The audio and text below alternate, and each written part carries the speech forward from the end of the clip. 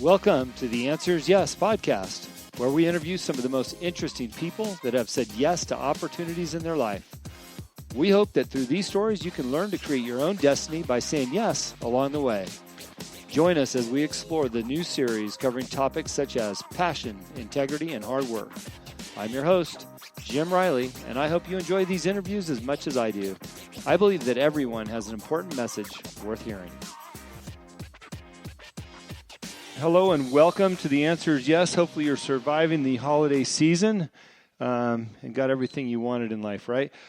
This week's guest I was referred to by my friend David Meltzer, and anytime he picks up the phone and calls me and says, hey, I've got a guest for you, I'm going to respond and I'm going to have that person on the line. So today we have Alex Iceman on the line.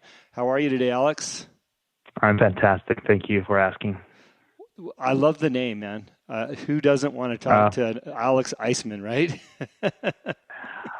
There's a great story about the name, and the name is actually a business alias, and it was somehow inherited by the translation of my last name, which was very complicated for American speakers to pronounce. And the name of my first company was Iceman Softworks back in the days, and that's how literally you translate my last name from Russian to English. And, I come from Russia, originally moved here about 10 years ago. And people wouldn't be able to pronounce my last name. And I would go to a client and they would say, hey, this is Alex. And I could see frustration building up in their face trying to remember my last name.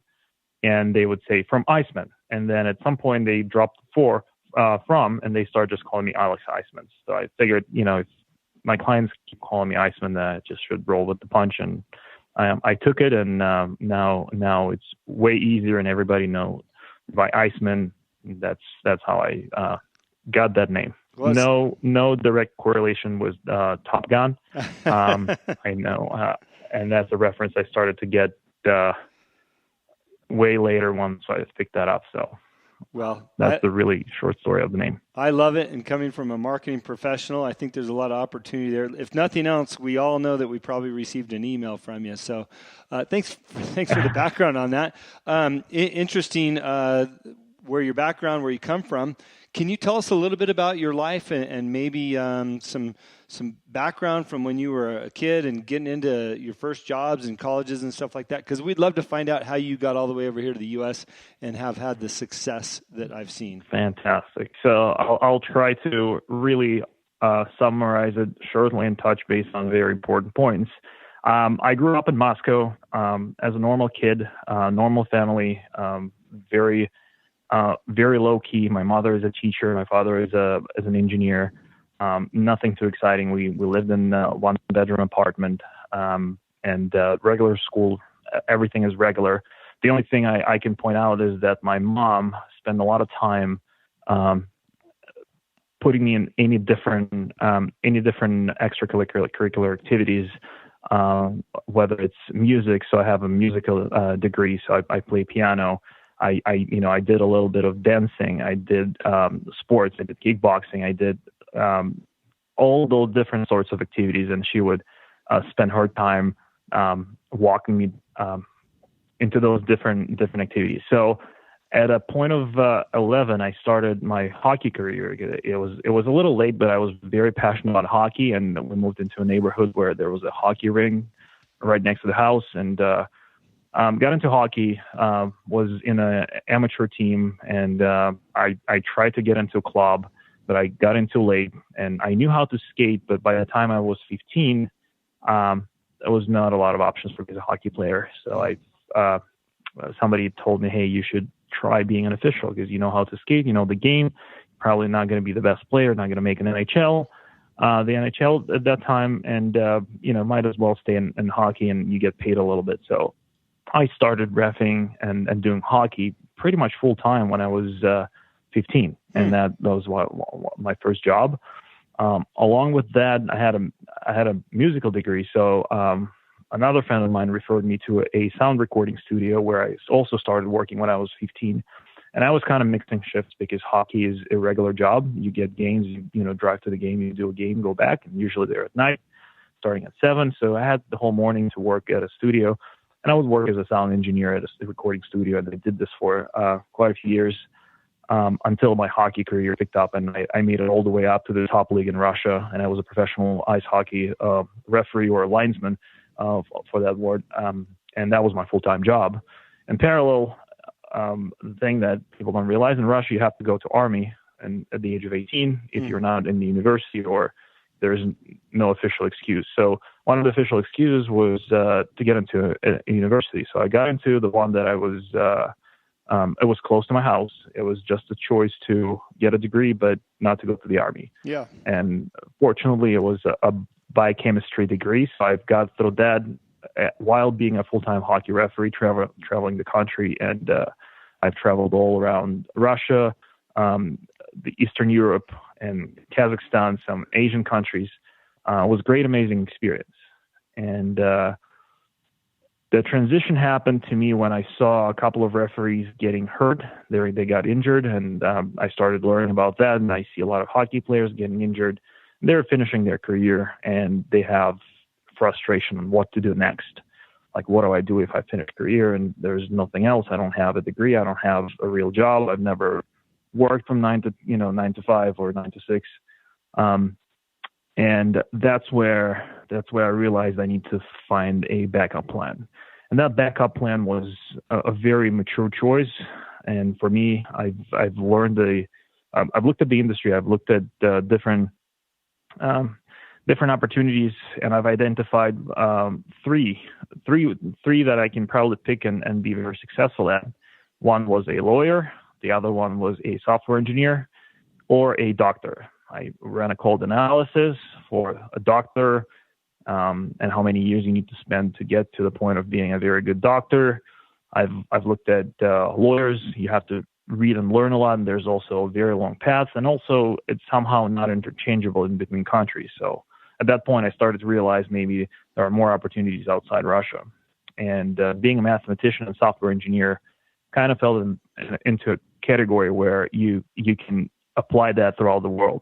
Math and computer science is pretty much the same around the globe, no matter where you get the education. So got into the best university in Russia, Moscow State University, and I've got my second major in mathematics and computer science and the cybersecurity focus for that matter.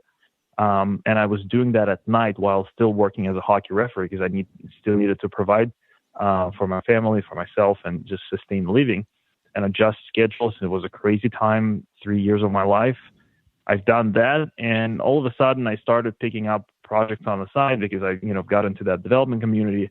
And my friend at the time was working here in San Francisco, and he got a job at Microsoft, and he was moving up to Microsoft, and his position was freeing up. He called me. He was also a graduate of the same faculty I was attending. He said, "Hey, why don't you try? Why don't you try and take an interview and see if you can get a job? It's a great opportunity right down your alley." Got through interview process. Everything went well. I, came here to San Francisco for about a month to learn English a little better and get better at it. Got through a series of rounds of interviews and got hired. And then I got an offer, and I had a decision whether I should quit hockey full time at the top of my career and switch into a completely another profession and had an opportunity to move to another country. And that was a very tough decision to me. That was a turning point of my career. And I had to make a lot of different calls and consult my mentors and just people I trust. And I've talked to my supervisors at hockey, and they said, "Look, man, opportunities like that come rarely in life. And if you don't say yes to this right now, you will regret it for sure. And there's always, a way back. You can try it for a year, and then if that doesn't work, your hockey stuff, you can come back to Russia, and I'm pretty sure you can still get hired to work the same level you used to work, because that never disappears. You already have that skill." So that's when I said yes, and I've changed my career. I moved to the United States, started a new job. It was extremely tough time for me. Obviously, it's a new country. I was here alone. There's nobody around here, and I had to learn a lot of new stuff, how things work. It's not hockey. It's 9 to 6, 9 to 5 job, and it's a new field for me. It's a new culture. Everything was new. It was crazy, but fast forward, I've learned that that's how you grow. When you go out of your comfort zone, when you say yes to those opportunities, you go out of comfort zone, and that's the only time when you get to the next level. You have to force yourself to go out of your comfort zone. Otherwise, you'll just procrastinate. You'll stay at the same level. So that was a remarkable experience for me. And remembering right now, I did have a depression, and I learned that later that professional athletes, when they have to quit their sport, they do get that depression. I've gone through that, and in order to compensate for that kind of stuff, I've reached out to a local association here in San Francisco and said, look, I'm a professional hockey referee. I do have a full-time job now. Is there a way I can join your association and just start doing hockey recreationally and ref maybe kids or young athletes, whatever it is, not a professional level, because I had to have a flexible schedule for that. And I got into refereeing here in San Francisco too. 3 months later, they said yes. Just fill out the application, show up to the test, do the tests, to confirm your qualification, and you'll start from the bottom up, and you'll do kids and learn the whole thing from scratch. So I did that, started doing hockey and working full time, and soon enough, things started to change. About 2 years in, I was doing an amazing job at a company. I've done a lot of great stuff, a lot of great projects, and I was a mobile engineer for them. I built over 25 mobile apps for different companies. It was a consultancy company. And at a certain time, the company started to switch gears over to hardware, and they just had another product that they acquired, hardware, and they didn't really need a lot of engineers. So I got caught. They said, look, there's 3 more months, and there will be just closing your position, and you'll be let go. So I was let go. I remember that feeling that I was on the street. It was 1 p.m. and I had a final paycheck, and I didn't know what to do. Mm-hmm. The hockey that I did in San Francisco didn't provide me enough money, and it was a moment of frustration. I didn't know where to go, and I started asking for help. That was my first unintentionally acquired skill where I thought, who can I ask for help in terms of to teach me what to do next? And I that's kind of my approach in life. I sit down, I see things that I need in life. In my case, I started to do a lot of more and more hockey because I was very good, and I am a very good hockey referee, a professional hockey referee, and people acknowledge that. They know my ethics and reputation. And they started giving me more and more games, and there are more high-level games here in San Francisco. And I needed a flexible schedule because a couple of times already I had to ask my boss and see, hey, can I skip this day because I have a game? And I hated this feeling, and I wanted to change something about this. Mm-hmm. Sure. So reached out to my friend, and he said, look, I started doing consultancy, and he left the company about 2 months prior to me. And he said, look, I work for myself. I started reaching out on LinkedIn to people who might hire me remotely and give me a project work. And he taught me things that he has done in the past to acquire customers. And pretty much it was a sales transfer, how to do a sales and sell yourself as a consultant and so on and so forth. So I did this. I tried to look for a client, and it took me 3 weeks to land my first client. And I was able to work remotely, and I was able to build great software on my own schedule and attend hockey games. And surprisingly, I got paid more than I was getting paid at the full-time job. And at that moment, I thought there is no way I'm going to come back and work full-time for somebody. And this is the way I want to work on my own terms. I can control the quality. I can control the process. And of course, as everything I do in life, I do it at a maximum capacity. So I did an amazing job for my clients.